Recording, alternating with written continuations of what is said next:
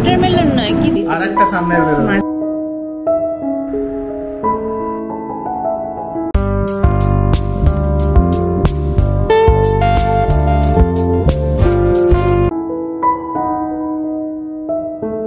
Hello everyone, আপনারা সবাই কেমন আছেন? আমি পৌশালী, আপনাদের সকলকে অনেক অনেক ওয়েলকাম জানাই আর একটা নতুন ব্লগে। ফ্রিজ ঘাঁটতে গিয়ে দেখলাম যে পুঁই শাক আর কিছু সবজি আছে, সেগুলো মোটামুটি আজকে শেষ করে নিলে ব্যাস ফ্রিজ খালি। কিছু কিছু শাক পাত সবজি আছে যেগুলো বলে নাকি শীতের দিনে খেলে একটু বেশি অম্বল অ্যাসিডিটি এইসব কিছু হয়, তার মধ্যে পুঁই শাকটা শুনেছি। তো সেজন্য পুঁই শাক সাধারণত শীতকালে খুব একটা আনার চেষ্টা করি না, তবে দীপ খেতে পুঁই শাক খুব ভালোবাসে, তাই জন্য ভাবলাম যে সেদিন পুঁই শাকটা কিনে নিয়ে এসেছিলাম। আর তার জন্য পুঁই শাকের চচ্চড়ি করার জন্য যে সমস্ত সবজিগুলো দরকার পড়ে সেগুলো সব কাটা টাটা হয়ে গেছে। এই একটু মূলো, কুমড়ো, আলু, ঝিঙে, বলতে গেলে এই সমস্ত কয়েকটা সবজি। পুঁই শাকটা সেদিন কিনেছিলাম বলে ফেলে রেখে দিয়েছিলাম অল্প অল্প করে। একটু বেগুন তো সব দিয়ে, আর ফোড়নে 5 ফোড়ন, তেজপাতা, শুকনো লঙ্কা দিয়ে, আর এই সমস্ত কিছু নাড়াচাড়া করে হলুদ, নুন, মিষ্টি পরিমাণ মতো দিয়ে, আর নাড়াচাড়া করে একটু এই গায়ে গায়ে মতো থাকবে সেই সময় পুঁই শাকটা দিয়ে আর নামিয়ে নেব। আর যেহেতু শুক্রবার তাই জন্য একটু বেশি করে এটা সেটা রান্না করে রাখছি, যা পড়ে আছে আর কি সেই সমস্ত কিছু দিয়েই। আবার উইকেন্ড আসলে তখন আবার কিছু না কিছু বাজার করতে বেরোনো হবে। আর বাজার করতে বেরোলে দেখেছি বাড়িতে একটু রান্না করে গেলেও সুবিধে হয়, কারণ বেরোনোর আগেও খেয়ে বেরোনো যায়, আর ফিরেও কিছু করে খেতে হবে এই ভাবতে হয় না, করা থাকলে অনেকটা সুবিধেই হয়। যাক, আজ আবার পরের দিন ওই দুপুর নাগাদ বেরিয়েছি। রোদটাও দেখছি আজকে খুব ভালো উঠেছে। যে দিনগুলোতে রোদ ওঠে শীতকালটায় সেই দিনগুলোতে রোদ ভালোই ওঠে, শুধু আমরাই যা গায়ে রোদটাকে লাগাতে পারি না।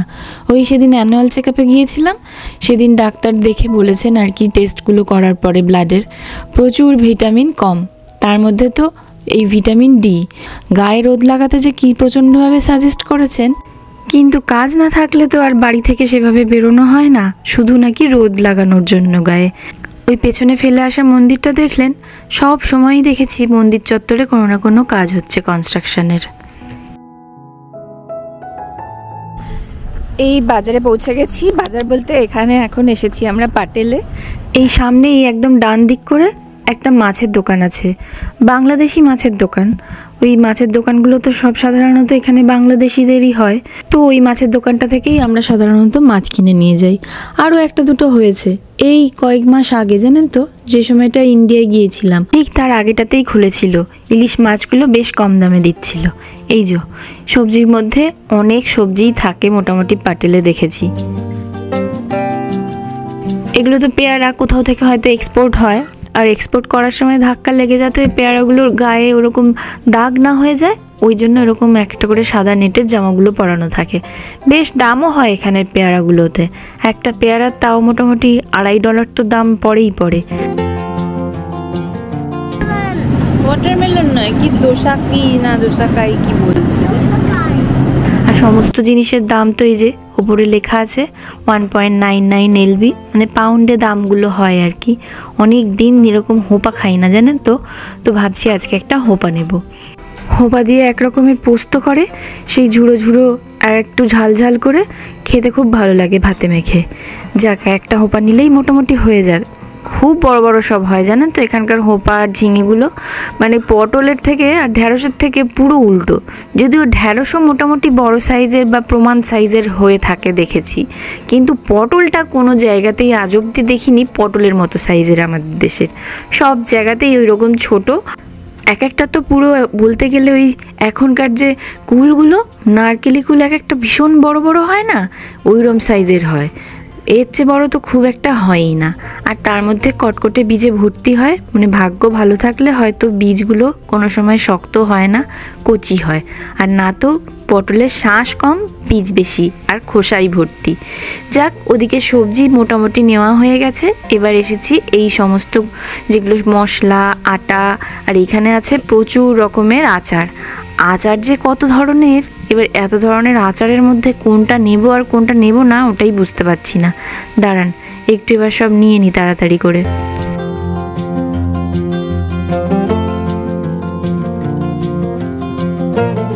আজ আজকে দেখছি তবে দোকানটা বেশ ফাঁকা ফাঁকা, কি জানি কেন।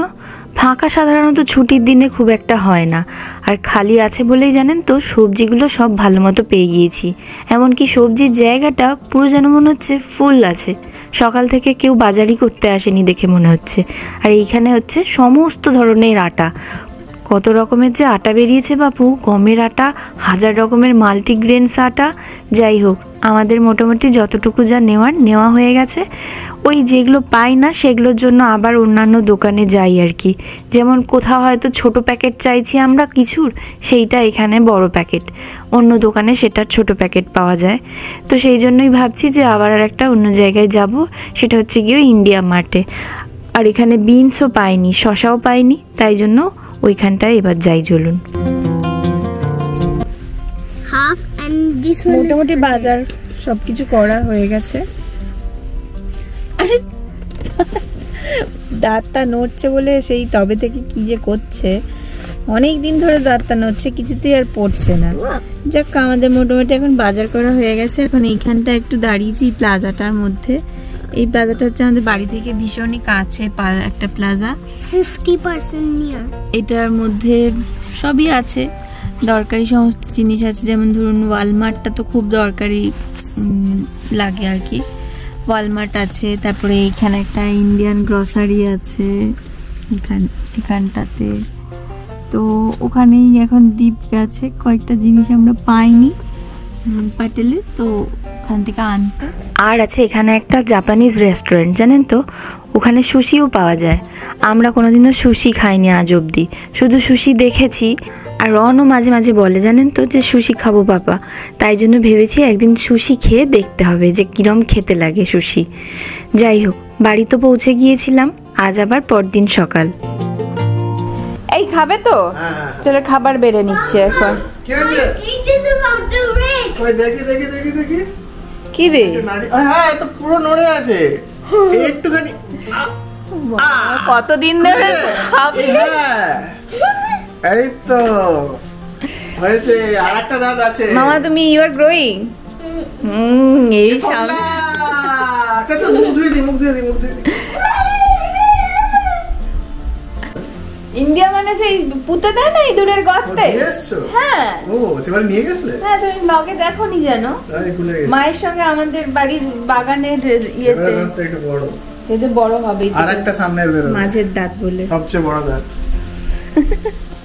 এগুলো বেশ মজার এক্সপিরিয়েন্স। অনেকদিন ধরে চেষ্টা করছিল জানেন তো, মানে সামনে দুটো খুব নড়ছে কিন্তু ভেঙে পড়ছে না। আগের বারেও ট্রিপ তো অনেকবার এরকম টেনে দিচ্ছেন যে ওগো ওরকম টেনো না, টানলে দাঁত কি এখনো মানে বেরিয়ে আসে আর মানে মাড়িতে লাগবে, তো অটোমেটিক উঠে যায় আর কি। তো তাই হলো। বছরের শুরুটাও হয়েছিল এবারের বেশ একটা অন্যরকম, মানে ওই ক্যালিফোর্নিয়ার আগুন টাগুন এই সমস্ত কিছু দিয়ে। এখনও তো খবরে বলছে যে আগুন বুঝি এখনও জ্বলছে। আর এই দেখুন কি অবস্থা। এটা হচ্ছে কি আবার এখানকার নাকি, মানে আমেরিকায় নাকি এরকম স্নোফল হিস্টোরিক স্নোফল বলছে।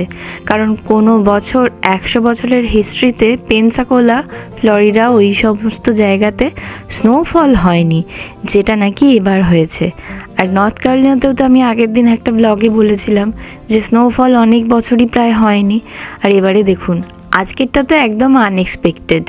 এই যে স্নোফল হচ্ছে, এই স্নোফলটা একদমই ছিল না যে হবে বলে, কিন্তু হঠাৎ করে এই সন্ধে দেখছি 6টা নাগাদ এরকম স্নো পড়তে শুরু করে দিয়েছে।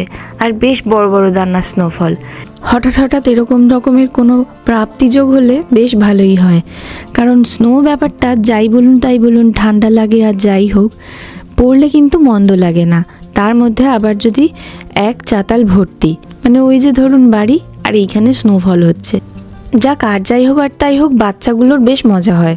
কারণ পরদিন সকালে যখন স্নোটা যদি বৃষ্টি এর ওপর না পড়ে যায় তাহলেই আর কি, বৃষ্টি না পড়লেই তো স্নোটা এরকম ঝুরঝুরেই হয়ে থাকবে। আর বৃষ্টি পড়ে গেলে ওই আগের দিন যেমন হয়েছিল ওই রকম জমা হয়ে যাবে। আর এরকম থাকলে বাচ্চারা একটু নিয়ে খেলতে পারে। আর দেখেছি স্নো পড়ে থাকলে, ঠান্ডা থাকলেও সেই যদি হাওয়া থাকে তখন খুব চিল্ড হয়, আর না তো মোটামুটি বিয়ারেবল। আজকে তবে উইকডেজ জানেন তো, তবে স্কুলগুলো বাচ্চাদের সমস্ত ছুটি দিয়ে দিয়েছে। এমনিতেই মঙ্গলবার অবধি এই সপ্তাহের রন্ধের ছুটিই ছিল, কিন্তু হঠাৎ আবার এরকম ওয়েদার দেখে দেখছি আজ থেকে ছুটি আবার ঘোষণা করেছে। যাই এখন আমি একটু ওকে নিচে নিয়ে নামি, কারণ ওর পাপার তো এখন অফিস চলছে, আর কাল সন্ধ্যে থেকেই বলে রেখেছিল যে একটুখানি নিচে নামবো মামা, স্নোম্যান বানাবো। But it has been flat. Flat মানে? Like smooth. না, ওখানে কারোর গাড়িতে হাত দিবি না। এই দিকটা কিন্তু পুরো আইসি হয়ে আছে।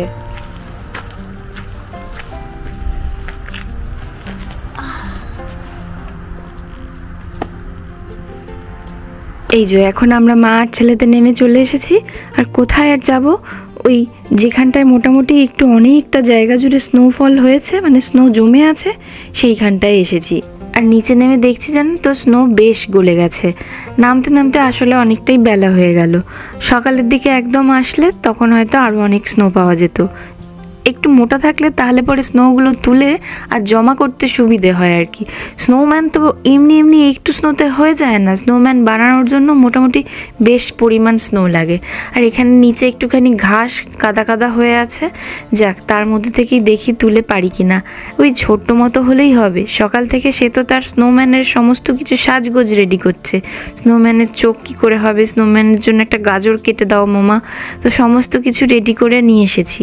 এই যে এখন স্নো খুঁজছি। আর একটুখানি বাইরে এসেছি আর আরেকজনের একেবারে চোখ নাক সমস্ত কিছু দিয়ে জল বেরিয়ে একসা। যাক তাড়াতাড়ি করে কাজটা সেরে নিই, কারণ মনে হচ্ছিল ঠান্ডা নেই, কিন্তু জানেন তো এরকম স্নো ধরলেই দেখছি বেশ হাতগুলো ঠান্ডা হয়ে যাচ্ছে, মনে হচ্ছে ঠান্ডা একেবারে ফেটে যাবে। এই জন্য স্নো গ্লাভসগুলো পরে আসতে হতো, তাহলে পরে এই স্নো যে এরকম জোগাড় করছি, এই জড়ো করতে গিয়ে অসুবিধা হতো না।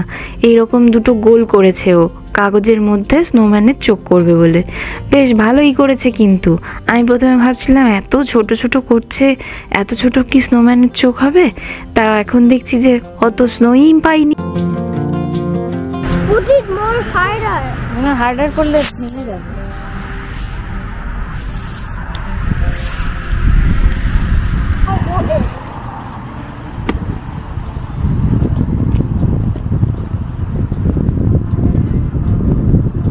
এখানে একটা মাফলার দেয়, সেই মাফলারটা আনা হয়নি। যাক ছেলে, That could be চলুন, খুব ঠান্ডা লাগছে, এবার ওপরে যাই। কুমড়োর মতো বেশ লাগছে স্নোম্যানটাকে, একটু ছোট্ট হলেও কি আর আছে, হয়েছে। এবার বাড়ি যাই, ওপরে গিয়ে একটা দারুণ জিনিস খুলে দেখব। ওই দিরা এবারে দেশে গিয়েছিল, তো দিকে বলেছিলাম যে তুই যদি পারিস তাহলে আমার জন্য একটা এইরকম কালারের পার্পেল রঙের শাড়ি কিনে আনবি। তো আমিও যখন দেশে গিয়েছিলাম জানেন তো বেশ খুঁজেছিলাম, তবে যখন থেকে খুঁজতে শুরু করেছিলাম তারপর থেকে আর হাতে বেশি সময় ছিল না। আর রোজ রোজ তো সত্যি কথা বলতে একটা পার্টিকুলার রঙের শাড়ির জন্য এই দোকান ওই দোকান করে ঘোরা যায় না, আরও অনেক রকম তো কাজ থাকে, সেই জন্য আর সেভাবে খোঁজাও হয়নি। তবে অনলাইনে অনেক দেখেছি, কিন্তু অনলাইনে আর সেরকম অর্ডার দিইনি। তো দি গেল বলে দিকে বলেছিলাম, দি একেবারে পিকো ফলস করিয়ে ব্লাউজটা কাটিয়ে, এমনকি বলেও ছিল যে ব্লাউজটাকে আমি বানিয়ে নিয়ে যাব, তো আর সেটা করতে বলিনি। যাই হোক, তবে কালারটা একটু হেরফের আছে। এখানে দেখছি মনে হচ্ছে যেন নীলের কাছাকাছি লাগছে, তবে নীল নয়। কয়েকদিন আগে আমি যখন একটা সাধের অনুষ্ঠান করেছিলাম তখন যে শাড়িটা পরেছিলাম তারই কাছাকাছি, তবে তার থেকে একটু আলাদা। যাক, দিকে বলেছি যে এমনি শাড়িটা খুব সুন্দর। ও বলেছে যে তুই পরে আবার যখন যাবি ইন্ডিয়া তখন তুই তোর মতো পছন্দের রং দেখে কিনে নিবি। তো যাই হোক, নতুন শাড়ি গায়ে ফেলে দেখতেও ভীষণ ভালো লাগে। আর তার সঙ্গে আজকের মতো ব্লগটাও এখানে শেষ করি। আবার দেখা হবে আপনাদের সঙ্গে নতুন কোনো ব্লগে। ততক্ষণ সকলে খুব খুব ভালো থাকবেন, সুস্থ থাকবেন এবং সাবধানে থাকবেন। আর ব্লগটা ভালো লাগলে প্লিজ একটু লাইক, শেয়ার আর চ্যানেলটা সাবস্ক্রাইব করার রিকোয়েস্ট রইল। অনেক অনেক ধন্যবাদ ভিডিওটা দেখার জন্য।